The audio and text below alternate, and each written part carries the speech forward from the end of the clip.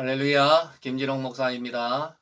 오늘은 기도학교 제8과 기도가 답입니다. 마가복음 9장 14절에서 29절까지 말씀 가지고 우리 함께 은혜를 나누도록 하겠습니다. 예수님은 어느 날 제자들에게 이런 말씀을 하십니다. 너희 중에 죽기 전에 하나님의 나라가 권능으로 임하는 것을 볼 자들도 있다.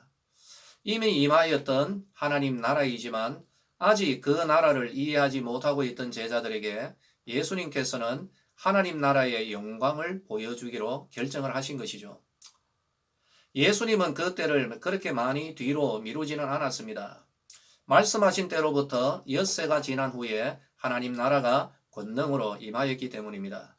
오늘 이 본문을 통하여 기도가 답이라는 진리를 우리가 다 같이 다시 한번 새기게 되기를 예수님의 이름으로 축복합니다. 첫 번째, 사랑하는 성도들이여, 논쟁이 답이 아닙니다. 산 위에는 하나님의 나라가 영광과 능력으로 임하여 있었습니다. 그러나 산 아래에서는 문제가 있었습니다. 산 아래에 남아있던 제자들과 서기관들이 다투고 있었기 때문입니다. 귀신 들린 아들을 둔 아버지가 자기 아들을 제자들에게 데려왔지만 제자들이 능히 해결하지 못하고 있었습니다. 이것이 문제였죠. 그래서 이 문제를 두고 서기관들과 함께 논쟁을 하고 있었습니다. 이 일을 통하여 우리가 알아야 될 사실은 능력이 없는 곳에는 늘 말다툼만 있는 겁니다. 말싸움만 하는 것이죠. 그리고 말싸움으로는 문제를 해결할 수가 없습니다. 문제를 더 키워갈 수밖에 없죠. 당시 제자들의 모습은 오늘 우리들의 모습과도 좀 비슷한 것 같습니다. 변화산의 제자들이 예수님과 함께 기도하지 못하고 골아떨어져 버렸죠. 왜일까요? 한순간도 깨어서 기도할 수 있는 영적인 힘이 없었기 때문입니다. 산 아래의 제자들이 한 사람의 문제를 두고 분석하면서 서로 논쟁하며 다투었던 이유가 뭘까요? 문제 해결 권능이 없었기 때문입니다. 사랑하는 우리 서대구의 모든 성도님들, 문제가 있으면 기도해야 됩니다. 기도 가운데 하나님 나라가 영광과 능력으로 임하기 때문입니다. 논쟁은 여러분 답이 아닙니다. 말다툼은 도리어 문제를 일으키고 다툼과 분란이 더 일어나게 될 것입니다. 두 번째로 경험이 답이 아닙니다. 예수님은 그 아들을 데려오라고 하시고 그리고 온전히 치유하심으로 문제를 해결해 주십니다. 이후에 예수님께서 집에 들어가셨을 때 제자들이 조용히 들어와서 여쭈어 보죠. 왜 조용히 들어왔을까요? 풀이 죽었습니다. 기가 죽은 것이죠. 자기들은 어찌하여 능히 그 귀신을 쫓아내지 못하였는가? 예수님의 답은 이겁니다. 기도 외에는 다른 것으로는 이런 종류가 나갈 수 없다. 간단한 답이죠. 무슨 의미일까요? 제자들은 예수님으로부터 권능을 받았습니다. 전도 여행 다니면서 더러운 귀신을 내쫓았고 많은 병자들을 고치면서 권능으로 복음을 전했습니다. 그들이 복음을 전할 때 하늘로부터 사탄이 떨어지는 그런 능력의 일까지 있었죠. 그러므로 제자들은 매너리즘에 빠져서 기도하지 않았습니다. 한때 받았던 그 능력으로 버티며 있었던 것이죠. 이전의 경험과 노하우와 관록으로 사역을 했던 것입니다. 이때까지 해왔던 관행으로 사역을 한 거죠. 그러나 하나님 나라는 하나님과 성도 사이의 다이나믹한 역사입니다. 그 역사는 하나님을 향한 간절한 성도들의 기도 가운데 임하는 하나님 나라의 권능의 역사가 되어야 합니다. 하나님 나라는 기도 가운데 임합니다. 하나님 나라는 기도 가운데 임한다는 것입니다. 하나님의 능력은 기도하는 자, 깨어있는 자 가운데 나타나게 될 것입니다.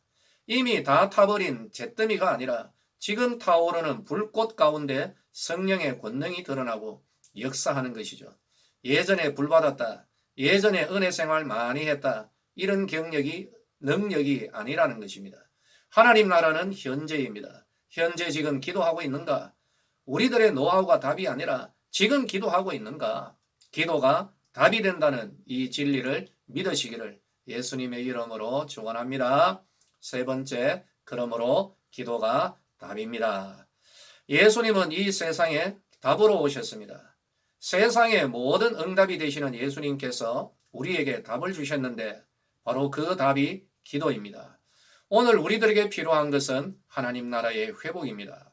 이미 우리들 가운데 임하여 있지만 그 나라의 영광과 권능을 누리지 못하는 자들에게 예수님은 본문의 이 사건을 통하여 분명하게 말씀합니다. 여기 앉은 자들 가운데 하나님의 나라가 영광으로 권능으로 임하는 것을 볼 자들도 있을 것이다. 그 사람은 누구일까요? 기도하는 자들입니다. 우리 서대구의 성도들이 바로 그 사람 되시기를 예수님의 이름으로 축복합니다. 우리 목회자들, 설교자들은 이런 이야기들을 자주 합니다.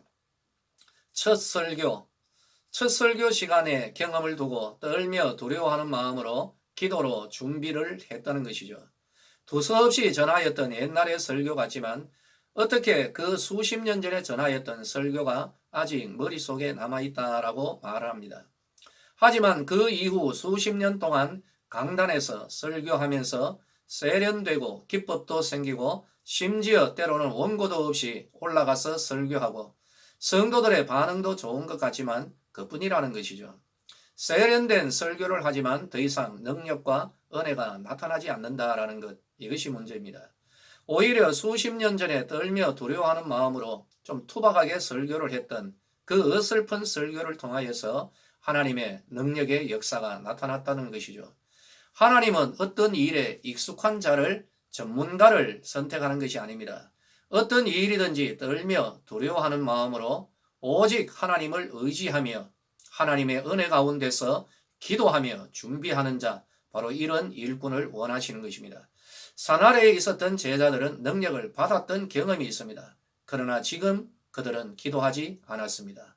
그러므로 그 능력은 더 이상 바로 이들을 통하여 나타나지 않고 있는 것입니다. 오늘 우리들은 하나님 나라 가운데 살아가는 자들입니다.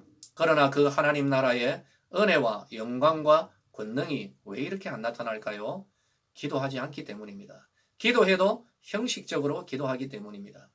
예배 전문가, 기도 전문가, 찬송 전문가, 성경 전문가는 될 수 있어도 그 안에 열정과 영혼이 담겨 있지 않기 때문입니다.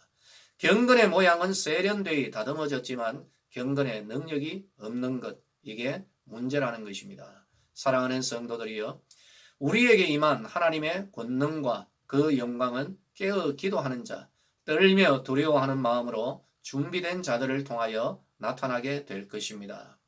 경건의 능력을 갖춘 자들을 통하여 사나리의 사람들, 심지어 성령의 능력이 없기 때문에 오직 다툼과 논쟁만 하는 자들에게 하나님 나라를 그 권능과 영광으로 제시할 수가 있을 것입니다. 저는 오늘 우리들 가운데 하나님 나라가 임하기를 소망합니다. 죽기 전에 그 권능과 영광 보게 되기를 축복합니다. 보는 것에서 만족하지 맙시다.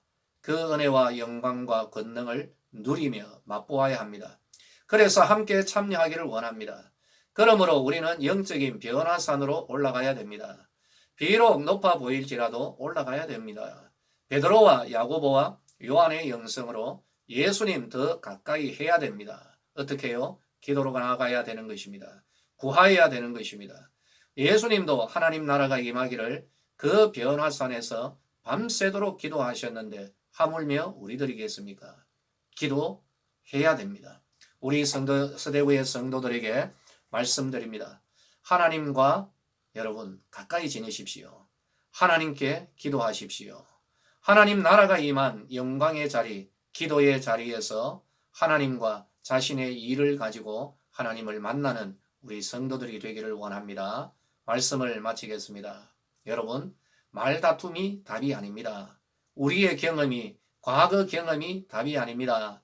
기도가 답입니다. 할렐루야!